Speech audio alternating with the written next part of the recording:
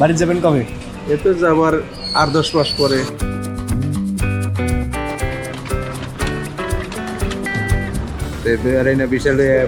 বিশাল লাগাইছি। আসসালামু আলাইকুম, আমার নাম নিজামুদ্দিন।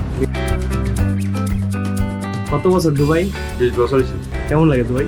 আলহামদুলিল্লাহ ভালো।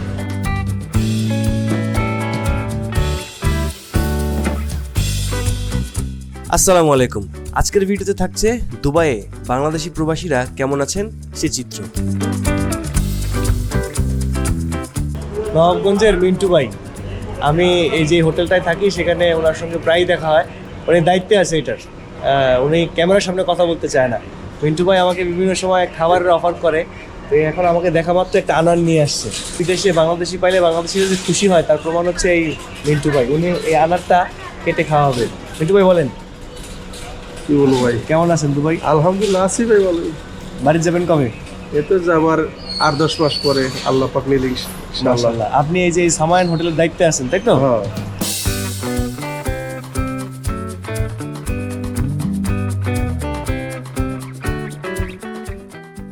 এই রাস্তা পুরোটাই বাংলাদেশি পাকিস্তানি সবচেয়ে বেশি দেখা যায়। আমি এই হোটেল থেকে বের হই এবং এটা যে যাওয়া আসার পথ, এই যাওয়া আসার পথে প্রচুর বাংলাদেশি দেখি, পাকিস্তানি দেখি। তারা খুবই সৌহার্দ্যপূর্ণ আচরণ করে এবং বাংলাদেশ শুনলে বাংলাদেশিরাও খুশি হয়, পাকিস্তানিরাও খুশি হয়। এটা একটা মজার ব্যাপার। এবার যার গল্প শোনাবো তিনি হচ্ছেন নুরু ভাই। প্রায় 20 বছর ধরে দুবাইয়ে থাকছেন। কিভাবে দুবাই এলেন? দুবাই আইছি বেড়াই না বিশালে। হ্যাঁ, বেড়াই না বিশাল লাগাইছি। কেমন আছেন দুবাইয়ে? আলহামদুলিল্লাহ। আচ্ছা, এই স্ক্র্যাপের ব্যবসা করেন? 100 ব্যবসা। আচ্ছা, বাংলাদেশ যান না কত বছর? 5 বছর। 5 বছর। কেমন আছেন দুবাই? আলহামদুলিল্লাহ।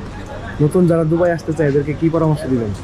পরামর্শ কি, যার এটা হলো নসিব, যার যে কর্ম করবার এটা করতেই, কোম্পানি ভালো মন্দ এটা নসিব।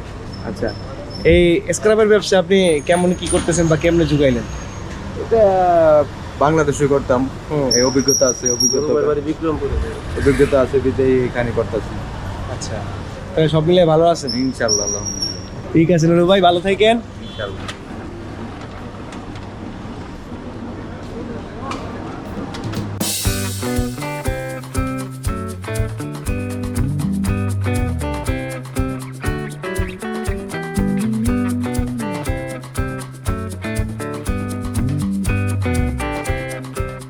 বারদুবা এলাকার বিভিন্ন অলিগলি হাঁটতে হাঁটতে পেয়ে গেলাম আরেক বাংলাদেশি ভাইকে। এই ভাই কেমন আছেন তার মুখ থেকেই শোনা যাক। আসসালামু আলাইকুম, আমার নাম নিজামুদ্দিন। নিজামুদ্দিন ভাই, এখানে কত বছর?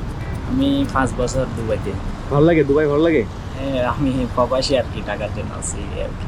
আচ্ছা, এই যে 5 বছর দেশের বাইরে আছেন, মিস করেন না বাংলাদেশকে? হ্যাঁ অবশ্যই, এটা আমার মাতৃভূমি না, এটা তো অবশ্যই মিস করবো। আচ্ছা, নতুন যারা দুবাই আসতে চায় তাদের জন্য কি বলবেন? যারা আসবে দুবাইতে তারা যেন কোম্পানি করে আসে আর কি, যাতে এখানে বেকার ইয়ে না হয় কথা। পরিচিত কেউ থাকলে, রিলেটিভ কেউ থাকলে, আত্মীয় স্বজন এরকম কেউ থাকলে অনেক সুবিধা।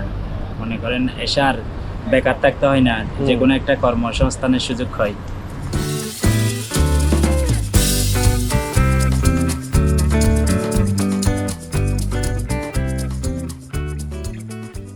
দুবাইয়ে ব্যবসা করছেন অনেক বাংলাদেশি, ছোট বড় মাঝারি বিভিন্ন রকমের দোকান নিয়ে বসে আছেন অনেক বাংলাদেশি। ডেররা বারদুবাই এসব এলাকায় হাঁটলে আপনি এরকম বাংলাদেশি ভাইদের দেখা পাবেন। এবার শুনবো শওকত আলী ভাইয়ের গল্প, যিনি এখানে একটা কনফেকশনারি দোকান চালান।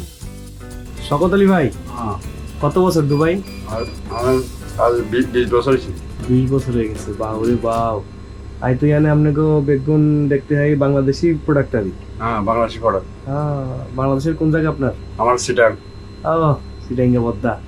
তো এই যে এই ইলিশ মাছগুলা কিভাবে আনেন? ইলিশ মাছ আনে ওই ডাইরেক্ট ইম্পোর্টার আছে। ইম্পোর্টার নাম্বার কি সবকিছু ইলিশ মাছ, ইলিশ মাছ, বোয়াল মাছ, রুই মাছ, কাঁঠাল মাছ, তারপরে এই পাঙ্গাস মাছ। কেমনে বেচেন? কেজি না কেজি? কেজি। বড় মাছ হলে মানে রুই মাছ বড় হলে 12 টাকা, কাঁঠাল মাছ বড় হলে 14 টাকা, তারপরে শীতল মাছ বেশি। শীতল মাছ হলে 18 টাকা। ইলিশ কত কেজি? ইলিশ হলে 55 টাকা কিলো। 1 কিলোর উপরে 1300-1400 গ্রাম। 1300-1400 গ্রাম, 55 দিরহাম। হ্যাঁ, 55 টাকা। আর এই যে সবজি টবজি এগুলো কিভাবে আনেন? ওই সবজি এটা আমরা মার্কেট তো নিয়ে আসি, তাজা সবজি সাদা সবজি একদম জিয়ে মিয়ে সব ওমান তো নাই, সব কিছু বাংলাদেশ হয়। ওমান থেকে আনেন? হ্যাঁ, এখানে গাড়ি আছে, মার্কেট আছে না, সবজি হ্যাঁ। মার্কেট তো নিয়ে আসে রেডি। আচ্ছা, এবার এই যে চাইলের কোনটা কত কেজি বেচতেছেন? এটা হলো বাংলাদেশি তেল রানা চিনিগুলো তেল, এটা হলো 10 টাকা। তারপরে এটা হলো পাকিস্তানি তেল, এটা হলো 6 টাকা, এটা হলো 7 টাকা। এতক্ষণ তো শুনলেন দুবাইয়ে বাংলাদেশি প্রবাসীদের কথা। এবার আপনাদেরকে দেখাবো দুবাইয়ে বসে কিভাবে বাংলাদেশি নাম্বারে রিচার্জ করবেন।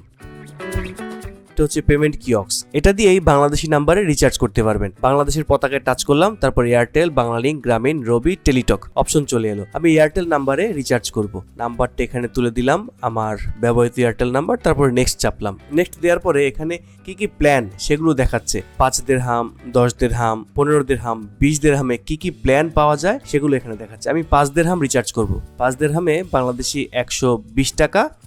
এখান দিয়ে টাকা ঢুকিয়ে দিলাম।